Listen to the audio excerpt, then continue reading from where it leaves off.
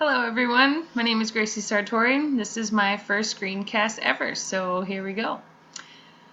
My presentation is on a Native American artist. There are many Native American artists that have walked a path of creativity and integrity in our daily lives. Today I'll share a few photos of one of my favorites. I love this sketch. It's not from the artist, but I just wanted to show you what kind of inspirations can be found when integrating Native American culture in the arts. I love Native American culture. I love the history, the traditions, their beliefs, and their value systems.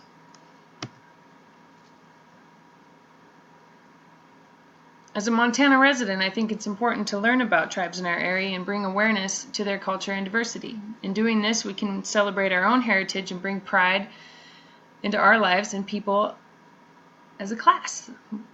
It's just what we can do. Cool thing about this picture is that all across the United States, along the coast, you may have seen these, you may have not seen them, but this is a totem pole. It's a symbol for the people to associate the spirit animal into their daily lives and remind them of the mysteries of life and the magic that surround us.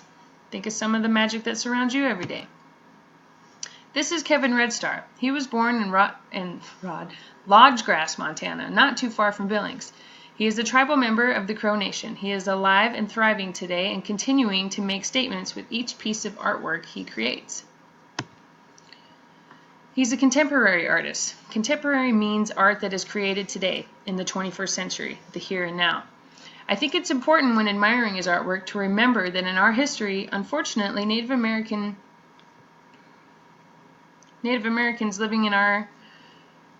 living on their reservations were not allowed to practice or associate with their cultural language or heritage.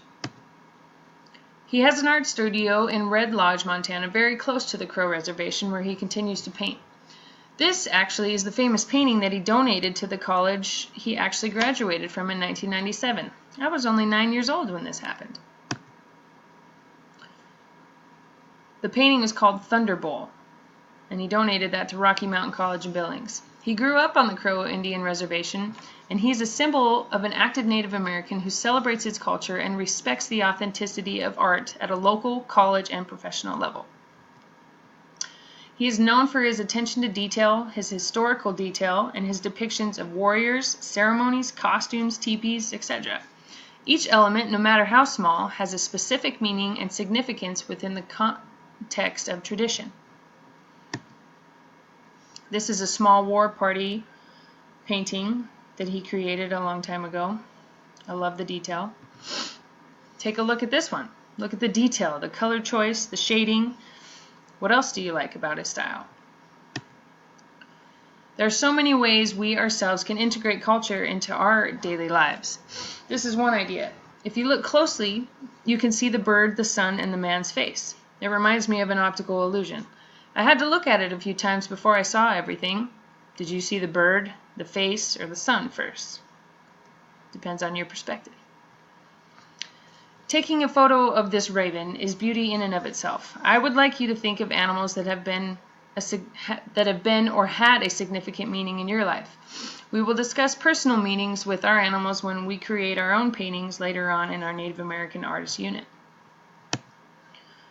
Here's a map of the Native American reservations located in Montana. Do any of you know what tribes live on the reservations? Did you know that on the Flathead Reservation we have the Bitterroot, Salish, the Kootenai, and the Pend Oreille? I didn't know until after living here for a few years that the reservation is also known as the Confederated Salish and Kootenai tribes of the Flathead Nation. There's so much to learn in Native American culture. The Crow tribe is known as the Absolute people. Don't quote me, I may have not said that correctly, but they're known as children of the large-beaked bird. The Pend Oreille tribe in French means hangs from ears. They got that nickname from the French fur traders back in the day who came over and saw the big shell earrings in their ears. Salish meaning is the people, and Kootenai means people of the standing arrow. Crow people are known as sharp people, crafty and alert as the raven. No wonder Kevin Redstar was so crafty. This map shows the tribes of all the Indian nations located in the United States, parts of Mexico, and most of Canada. I think it's important to see the big picture when learning about Native American history. Celebrating the beautiful culture and diversity that we have in Montana can be so rewarding. There are many educational events that we can go to, and there are so many opportunities to participate in their culture and in our own culture. For instance, Kevin Red Star has many events going on all throughout the year. I suggest taking the time and checking out his website at kevinredstar.com. In doing this, I hope you'll research other artists in our area and get to know a little bit more about who they are and why they do what they do. I also, one of the sentimental things about doing this screencast is because I just want us all to look for the beauty in others. Look for the beauty inside yourself. We are all created equal, and we all have a right to be here. Go out and see the world. There are treasures hidden in every leaf and every rock. Mother Nature is a part of us, and we are a part of her. Just like Kevin Red Star took a difficult situation and persevered through tough times, this can be a lesson to all of us.